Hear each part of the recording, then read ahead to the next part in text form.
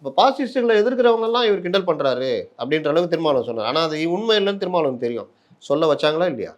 அப்போ நீங்கள் அந்த விஜய செல்வ பெருந்தகை கூப்பிட்றாருன்னா இவங்களுக்கு கோவம் வருமா வராதா? அப்போ காங்கிரஸ் நகர்றதுக்கான வேலையை ஆரம்பிச்சிட்டாங்கன்னு அர்த்தம். ஏன்னா என்னுடைய தகவல் அதையும் நான் தான் பதிவு பண்ணேன். ராகுல், விஜய் பேசுனாங்க.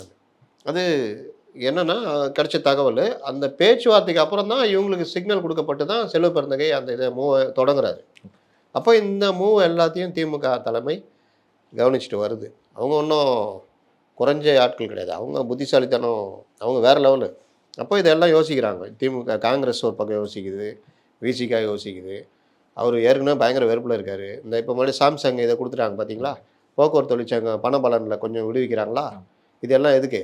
அந்த கோவத்தை சாந்தப்படுத்த. ஆனால் அந்த கோவத்தை இவங்களுக்கும் தெரியும். நீ தேர்தல் நெருக்கத்தில் அந்த வேலைலாம் பண்ணுறீங்க எங்களுக்கு தெரியும். நாங்கள் எங்கள் டிமாண்டை வச்சுக்கிறோன்ட்டு என்ன பண்ணுவாங்க, எங்களுக்கு இவ்வளோ சீட்டு வேணும். எங்கள் மாநாட்டில் டபுள் டிஜிட் சொல்லியிருக்காங்க. 15 சீட்டு கொடுக்குறீங்களா?